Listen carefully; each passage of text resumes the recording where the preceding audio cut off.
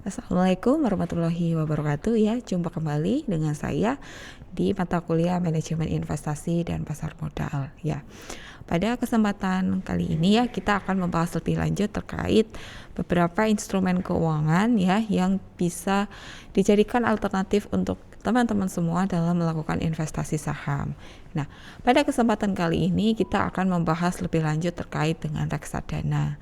Nah, nanti bagaimanakah ya teknis untuk investasi reksadana, dan ketika kita ingin melakukan investasi pada instrumen keuangan, alangkah lebih baiknya kita harus tahu dulu ya ciri-ciri dan sejarah ya dari instrumen keuangan tersebut. Nah, oke.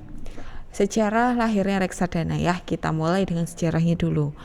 Ya, reksadana ya mulai dikenal di Belgia ya dengan bentuk reksadana tertutup atau closed end fund pada tahun 1822.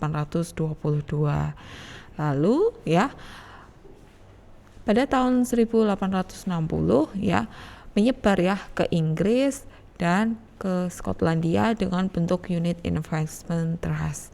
Nah, pada di Amerika Serikat ya mulai dikenal pada tahun 1920-an. Lalu pertanyaannya, masuk ke Indonesia kapan, ya kan?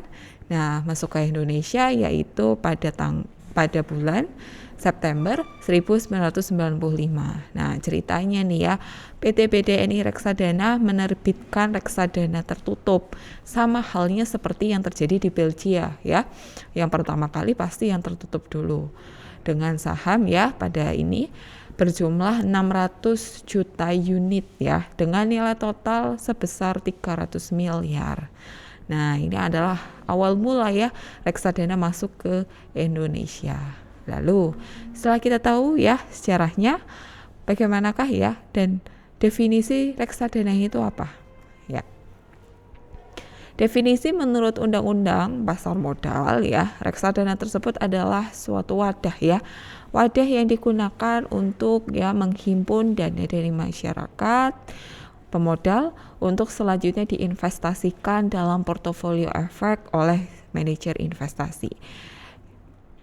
Jadi bisa disimpulkan apa ya? Bisa disimpulkan bahwa reksadana ini bisa kita ibaratkan seperti toples ya, seperti toples yang nantinya akan diisi ya, yang akan diisi beberapa instrumen keuangan ya oleh manajer investasi, diolah oleh manajer investasi. Lalu reksadana ini juga dapat berbentuk yang pertama kontrak investasi kolektif terbuka, lalu yang kedua perseroan terbatas baik terbuka atau tertutup. Nah, ini adalah terkait ya bentuk-bentuk dari reksadana itu sendiri. Ya, pada awalnya reksadana dikenal dengan reksadana tertutup. Lalu kita harus tahu ya definisi reksadana tertutup itu apa. Nah, oke. Reksadana tertutup itu adalah tidak diperbolehkan ya membeli kembali saham-saham yang telah dijual kepada investor. Karena apa? Karena pada dasarnya dia sudah dijual oleh ya ke investor. Lalu ketika dia tertutup, maka dia tidak diperbolehkan untuk membeli kembali saham-saham yang telah dijual kepada investor. Lalu saham reksadana dapat dicatatkan di bursa efek. Nah, ini bursa efek. Selain saham ya, kemarin kita sudah membahas, sekarang kita membahas reksadana. Lalu yang ketiga, jual beli reksadana dilakukan di bursa efek. Pasti ya. Nah, perbedaannya dengan terbuka apa? Kita perlu tahu. Nah, apabila tertutup tadi tidak dapat dibeli kembali, maka perbedaannya dengan yang reksadana terbuka adalah reksadana dapat mengeluarkan atau menjual saham per unit penyertaan secara terus-menerus sepanjang ada pemodal yang mau membelinya. Jadi, dapat disimpulkan bahwa reksadana adalah sebuah wadah yang isinya nantinya bisa terdiri dari saham, bisa juga terdiri dari instrumen emas. Nah, nanti yang mengolah siapa? Yang mengolah adalah si manajer investasinya. Saham reksadana tidak diperlukan untuk dicatatkan di bursa efek. Investor, ya, perbedaannya. Yang ketiga, investor dapat membeli kembali saham per unit. Apabila saham satuannya minimal per lot, kalau reksadana dia unit. Karena apa? Kita kembalikan ke definisinya bahwa reksadana tersebut adalah suatu wadah, ya teman-teman, wadah yang untuk menghimpun dana dari masyarakat pemodal. Nah, perbedaan ketiga ini sangat berhubungan, ya, dengan reksadana tertutup tadi, di mana reksadana terbuka dia diperbolehkan, ya, investor dapat membeli kembali saham per unit, ya, penyertaan reksadana yang dimilikinya kepada reksadana yang bersangkutan.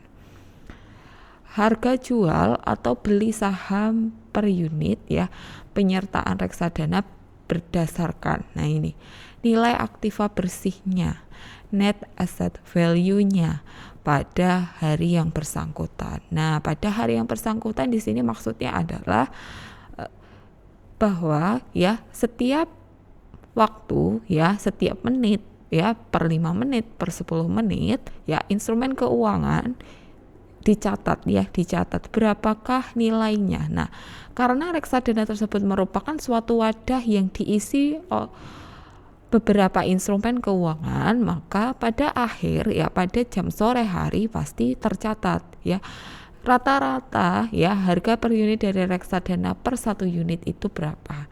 Nah, ini adalah tentang reksadana terbuka, ya, dan tertutup.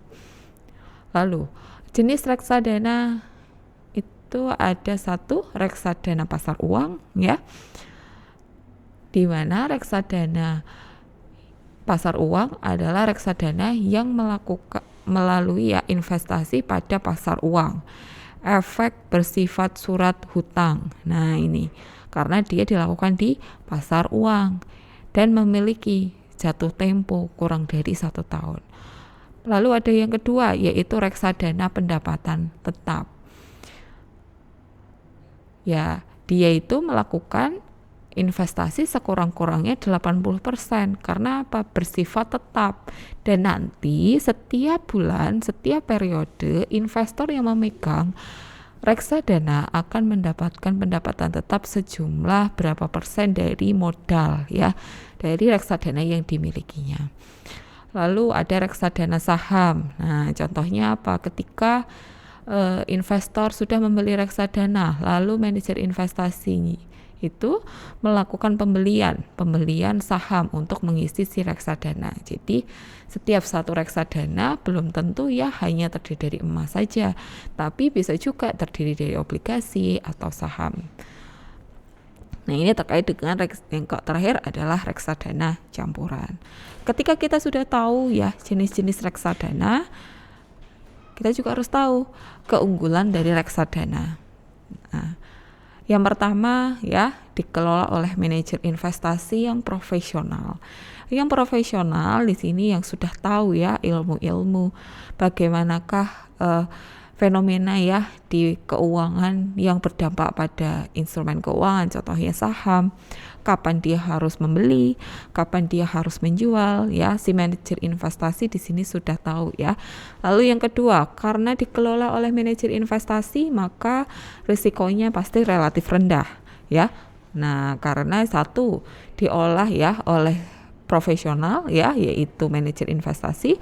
Lalu yang kedua, manajer investasi ini membeli, ya, tidak hanya satu macam instrumen saja, tapi dia lebih dari satu instrumen yang terdiversifikasi. Makanya di sini keunggulan dari reksadana adalah resikonya dia semakin relatif rendah. Lalu yang ketiga, cocok untuk memodal pemula. Karena biasanya per 1 unit dia di harga contoh 4.500, belum mahal, ya. Dan berbeda dengan saham. Kalau saham pembeliannya minimal harus 1 lot, di mana 1 lot tersebut sama dengan 100 lembar. Nah, harganya di saham dia per lembar. Berbeda dengan reksadana. Reksadana di sini adalah harganya per unit. Cocok untuk investor yang kemampuan finansialnya tidak terlalu besar. Secara relatif pasti dia biayanya rendah. Nah, ini adalah keunggulan, ya, reksadana yang dimiliki ya, yang perlu kita ketahui juga sebelum kita berinvestasi di reksadana. Ya, ini data statistik ya tentang pergerakan reksadana selama beberapa tahun terakhir ya, di mana minat dari para investor ya terkait dengan reksadana itu meningkat setiap tahun dan seiring perkembangan zaman. Apalagi seperti pandemi Covid ya saat ini, pasti masyarakat ya yang tadinya hanya mengandalkan investasi atau menabung saja di perbankan mulai tertarik dengan beberapa instrumen keuangan ya selain tabungan. Contohnya adalah reksadana. Yang kedua saham. Nah, ini adalah beberapa contoh ya alternatif instrumen keuangan yang bisa dilirik ya oleh para investor dan masyarakat luas. Oke, sekian ya materi tentang reksadana. Dan untuk kasus selalu perhitungan ya bagaimanakah menentukan harga per unit reksadana, kita akan bahas lebih lanjut di kelas. Oke, sekian dulu dari saya. Wassalamualaikum warahmatullahi wabarakatuh.